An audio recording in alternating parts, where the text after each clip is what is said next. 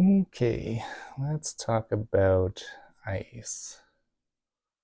Or maybe it's also a little bit about my mood today and yesterday. I guess they kind of all have an effect on each other. I was talking yesterday or my last video about this idea of transposition and how things at different levels of human, civilization or relationships where your own psychology and your own body kind of like reflect on one another.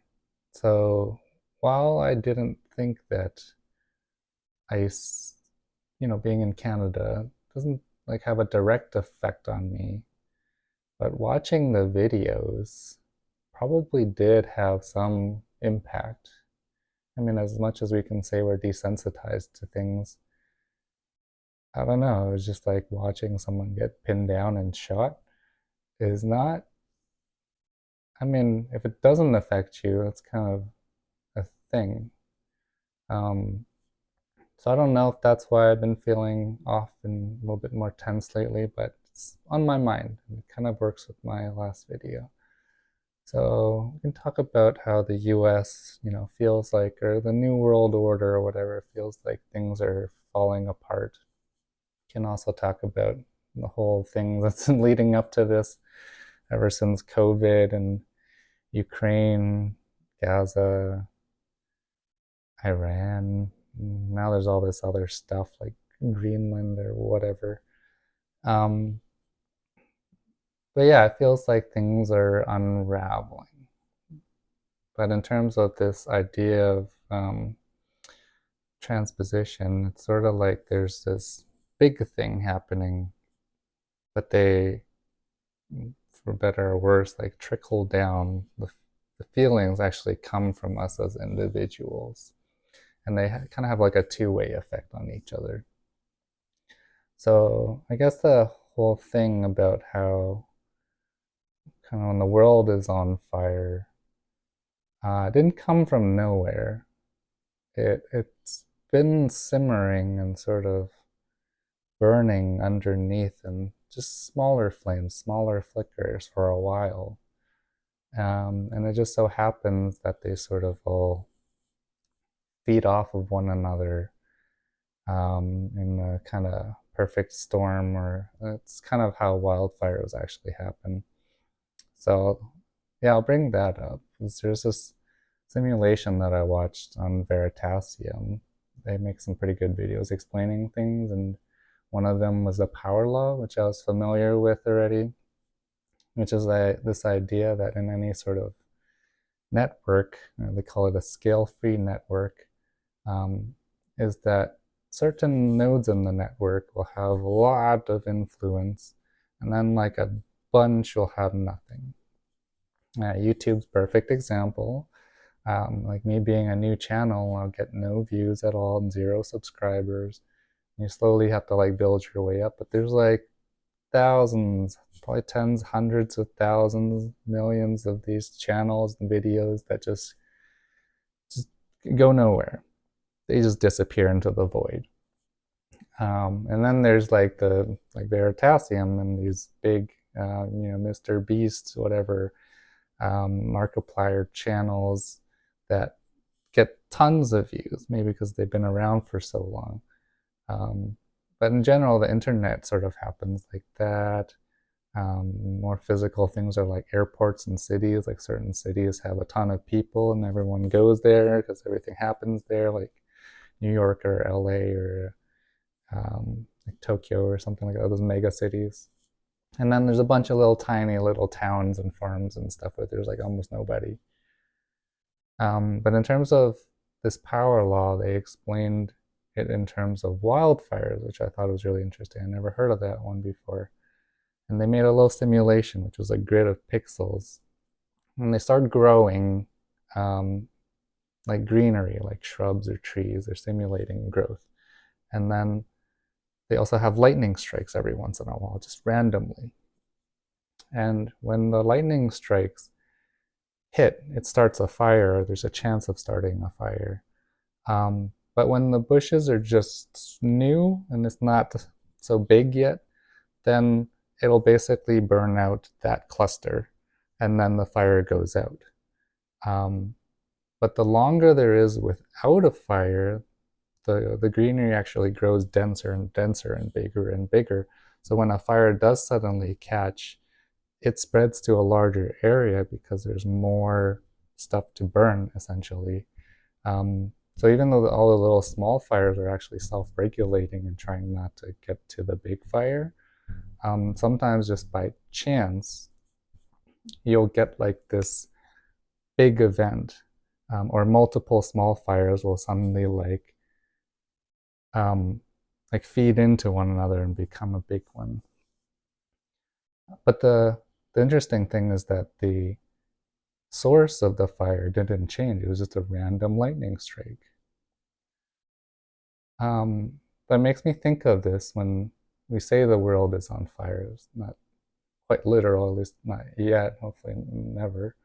Um, but again, this big fire, these bigger fires that are happening, didn't start from nowhere. They do have like a cultural, historical, and even like a personal psychological source. Um, and it's important to talk about those things because it's easy to just say, like, right now things are very divided in multiple, those big regions of conflict that I mentioned, in different parts of the world right now. But that happened over like decades of time. Um, I guess I don't know too much about the history. I'm not like a history buff. I guess I know like bits about the US and since the World War II, and they had their own problems before that with the Depression, um, and the whole history with slavery and um, yeah, and whatnot. Um, so it's been like in their backdrop for a while, and even after the world wars, when things settled down, um, and more of these like civil rights and feminist movements came around, even though they make progress, they gain more rights and they allow more freedoms for like the minority groups and the oppressed groups. That doesn't that gives the freedom to the oppressed groups, but it doesn't actually address the majority, I guess, the Caucasian, like white male whatever population, who feels like they're losing influence, or they're losing something, or they're losing power, or the image of who they are is changing. It addresses like one part but not the other. And it's kind of like a tricky, sort of paradoxical problem to deal with, because in order to address the suppressed, you can't like appease the oppressors. But all I'm saying is that those feelings have been there ever since those like human rights movements. Very likely, and they've just been simmering there. And the more and more that things like LGBT and um, pronouns and women like gaining power and independence and more immigration and stuff come in, the like stronger and stronger those like historical feelings get. And it's easy to think of things as just like, ooh, things are crazy and chaotic. Um, but ultimately, when you think about these social things and you boil them down to, say, it's like root elements, like if it was chemistry, we talk about, atoms and molecules. The root elements of these conflicts is human emotion. And when we don't address those things, um, and just kind of focus on, I don't know, like the usual metrics like polling and voting and GDP and productivity and all that jazz, and you ignore, and we never measure how people actually feel about um, like their communities and their environments and their workplaces and things like that. It's ignoring like the root cause, or what I believe is the root cause of all of these conflicts, is that historically there's just this sense of anxiety and fear. And like, I guess in the sort of mega case, it's like losing influence, or sort of the changing narrative around their, I don't know, like their demographic sense of dominance. Um, it might also be controversial, but Israel is basically been put in a really hard position ever since like the Holocaust. Again, I'm not like a huge history buff here, so don't take it all literally, but um, I would think that going through such a traumatic event and then being put in such like a hostile, controversial region, again, like it kind of comes back to an emotional core. If people, the Israelis always felt like they were in danger and everyone was an enemy, it kind of makes sense. Like if this was just a single person who was, I don't know, imprisoned and tortured, and basically like their family was murdered, and they start acting out and they start acting overprotective and violent towards any aggressors, it ultimately is justified because they went through something so horrible that they feel they've like lost their sense of safety and stability. Um, so these different levels of like the individual and how we experience life, and how we kind of come to a certain narrative of what is safe and what is unsafe, and who is hostile and who is trustworthy. Uh, that is like the real foundation of politics, and I would say even economics, and how like cities are run and what they focus on and what they measure, and countries, like entire countries and regions, because there's like this underlying philosophy that happens. Um, and when we're talking about these different levels and through history, they ultimately do come down to individual people. Um, like the people who end up having influence over time have like lived through some version of that history and adopted one of these stories, one of these narratives. So even say the big tech bros or whatever, like they grew up a certain way in a certain demographic with a certain um, perspective on life long before they were influential and became these big, you know, global dominated like powers and trillionaires. But once they get there, the money, the power, the influence doesn't really change their fundamental psychology and their worldview. And if anything, it amplifies it.